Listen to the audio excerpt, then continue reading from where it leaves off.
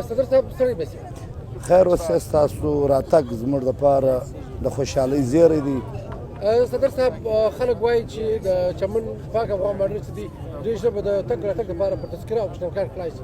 ته په دې ولا څه فکر لرې؟ زموږ همیشه زموږ جګړه چې کومه وه تاسو ته در معلومه ده دا فیصله نګران حکومت کړې و هغه به ضد و.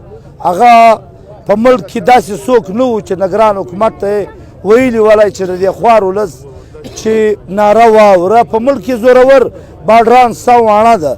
دا واڼه 3-4 ضلعې ایله شوې. یوه پته ده واڼه، بله د اسلام آباد کراچي. دا خلک تګ راتګ کوي او د هغه رقم انګور اډې خلک مقامي خلک ګیله دي. انګور اډه بیا دا وایي چې زموږ هم د واڼې رقم فسیلیټي غواړو. موږ خوار هغه ولس چې زموږ تګ راتګ پر شناده کارډو پر تذکره او زموږ سره زیاتوب په کم شکل چې موږ ته کتل کېږي. عیني طور نګران حکومت دا اختیار نه درلودی دا چې چا دا فیصله چلنج کړې ولی. خو موږ درنې دا جدوجهد وکړئ د نوي حکومت څخه چې هغه زموږ وکالت محمود خان اڅکزی کوي. د روژې مخکې به خلاص دا به درته ووایم د اسمبلۍ په اول قرارداد کې به د چمن د باډر خبره وي. که چیرې زموږ خبره د وزیر اعظم په مخ کې علل اعلان د دو اول د چمن باډر نه وسو نتایج به ډېر خطرناک وي. موږ کټن خلکو ته دا صبر نه ورکوو چې د روژې بعد به ګورو.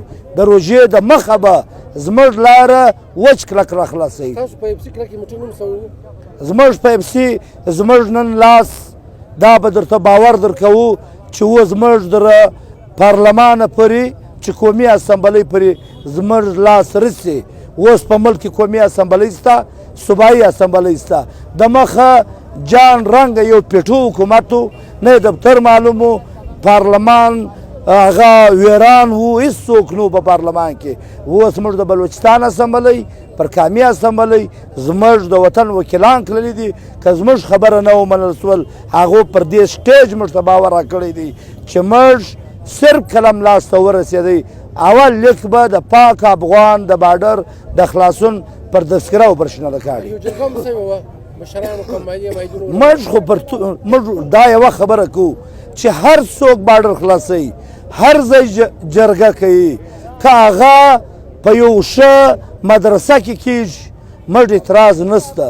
که هر شملور قامي مشر MNA MPA وزیر اعلی وزیر اعظم دا فیصله کوي موږ هغه ته ست سلام پېښوو او ټول ولس به د هغه شکریا ادا کوي. خلک وایي ستاسو جرګه خو یو د پردې شاته ول بل ستاسو په جرګه کې داسې خلک ناست وو چې د نومونو تاریخ پورې په پردت کې نه دي کښېناستلي. موږ خامخا دا نه وایي چې هغه خلک دا د ټولو مشترکه غم دی.